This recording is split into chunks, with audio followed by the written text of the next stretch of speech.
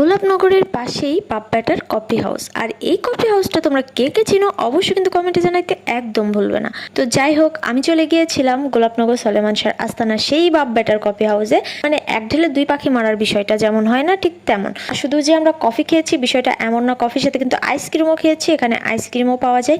আর সব থেকে ইন্টারেস্টিং ব্যাপার হচ্ছে এখানে কিন্তু পারমাণবিক বিদ্যুৎ কেন্দ্র তোমরা দেখতে পারবা, ঠিক আছে? তো তোমরা কিন্তু চাইলে অবশ্য পারমাণবিক বিদ্যুৎ কেন্দ্র দেখতে হলেও কিন্তু এই বাপ্পাটার কফি হাউসে আসতে পারো। তো যাই হোক, আমার ভিডিওটা তোমরা কে কোথায় থেকে দেখছো অবশ্যই কিন্তু বলতে ভুলো না। আর এদিক থেকে আমি ভেবে নিয়েছি গাইস যে আমি আর কোনো উল্টাপাল্টা ভয়েস দিব না, ঠিক আছে? আসলে মন থেকে তো চাইলে ব্লগিং লাইভটা ছেড়ে দিতে পারতাম, বাট আমার অনেক ছোটবেলা থেকে ইচ্ছা যে আমি অনেক বড় কন্টেন্ট ক্রিয়েটর হব। বাট আমি জানি না কতটুকু হইতে পারছি, কিন্তু আমি কখনো চাইনি যে কারোর মনে বাজেভাবে জায়গা নিব। আমি চেয়েছি সকলেই আমাকে ভালোবাসুক, কেউ আমাকে বাজে মন্তব্য না করুক। কিন্তু কিছু অডিয়েন্স আছে যারা আমাকে কেন জানি না দেখতে পারে না। প্লিজ তাদেরকে বলি, তোমাদের যদি আমি কোনো ক্ষতি করে থাকি তাও প্লিজ তোমরা কমেন্টে এসে ব্যাড কমেন্ট করো না, পারলে ইনবক্সে এসে করো। আর এদিকে কথা বলতে বলতে গোলাপনগর বাজারে চলে এসেছি, আর ওখানে ছোলা খেয়েছি। আর সত্যি কথা বলতে গেলে গোলাপনগরের বাজারের ছোলাটা যে আমার কাছে এতটা পরিমাণ মজা লাগে কি বলবো। তো যাই হোক, গোলাপনগরেও কিন্তু আমার কিছু কিছু অডিয়েন্স ছিল আর কি, যারা আমাকে বলছে আপু তোমার বিগ ফ্যান, শুনতে বেশ ভালোই লাগে। তো যাই হোক, কথা বলতে বলতে আবার চলে এসেছে যে কিছু ফ্যান ফলোয়ার আমাকে বলছে আপু ভাইরাল করে দাও, তো ভাইরাল করে দিলাম।